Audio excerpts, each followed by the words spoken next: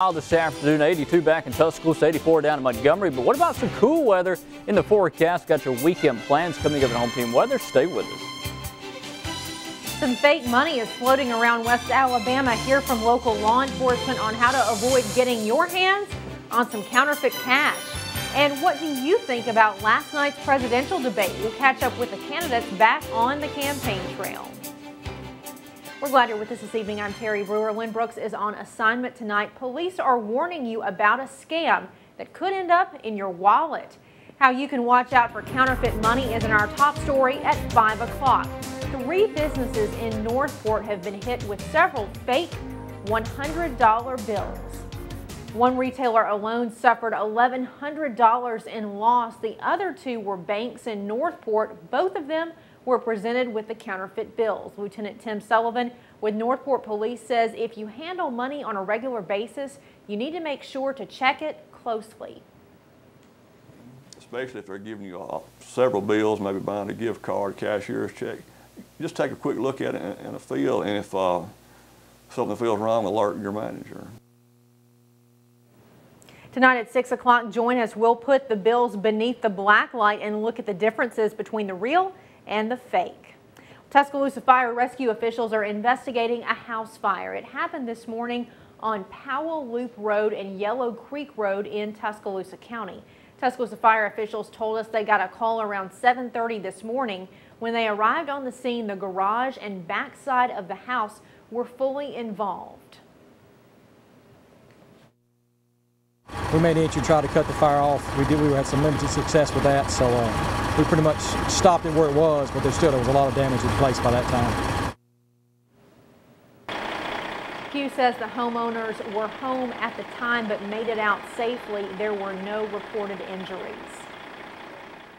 Alabama's highest court has agreed to hear Tuscaloosa developer Stan Pate's appeal of a misdemeanor menacing conviction. The conviction stems from a 2009 argument between Pate and the general manager of Santa Fe Cattle Company restaurant, where prosecutors say Pate pulled a shotgun.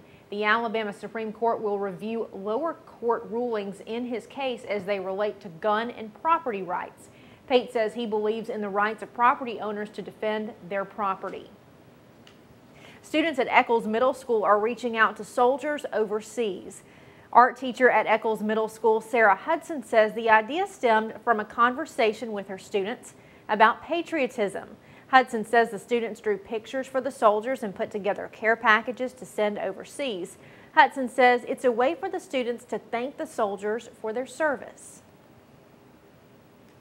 We wanted it to be personal, so the students drew from their heart. They didn't have anything to tell them what to draw. They drew whatever they wanted.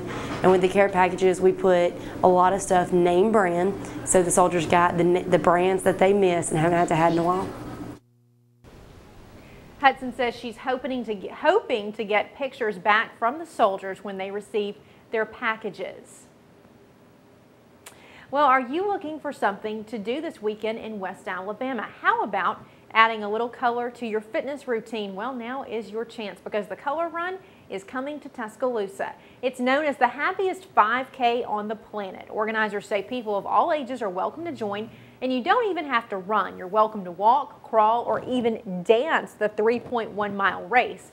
Organizers say if you want to join, it's not too late. The online registration ends tonight at 9, but you can still register during packet pickup hours on Friday.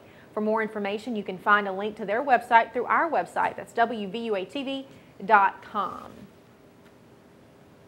And you might not know his name, but you probably recognize his music. Gotye is taking the stage in just a couple hours at the Tuscaloosa Amphitheater. Some of his biggest hits include Somebody I Used to Know. Also, Missy Higgins will join Gotye on the stage. Amphitheater officials say tickets are still available and the show starts at 7 o'clock.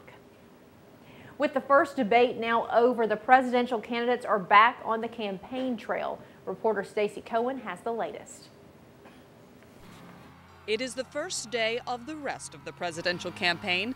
The Denver debate now in the rearview mirror. President Obama and Republican presidential hopeful Mitt Romney hit the campaign trail in battleground states. How did Dad do last night? Mitt Romney made a surprise stop at the Colorado Conservative Political Action Committee, The crowd and the candidate were clearly energized from what is widely viewed as his major debate victory. I know this is going to be a close-fought battle. We need to win Colorado. If we do, you know what? We're going to take back the White House. At a campaign stop elsewhere in Denver, the president took aim at some of Romney's debate claims. When I got onto the stage, I met this very spirited fellow who claimed to be Mitt Romney.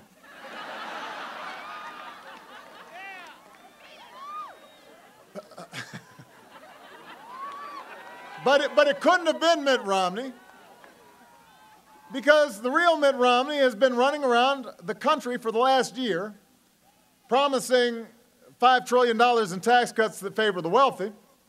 The fellow on stage last night said he didn't know anything about that. With Election Day less than 5 weeks away, it remains to be seen if debate success translates into votes. Both men have schedules packed with stops in battleground states and 2 weeks to prepare for their next face-to-face meeting. Stacey Cohan, WVUA News. The next presidential debate is October 16th in New York, and the third will happen at the end of the month in Florida.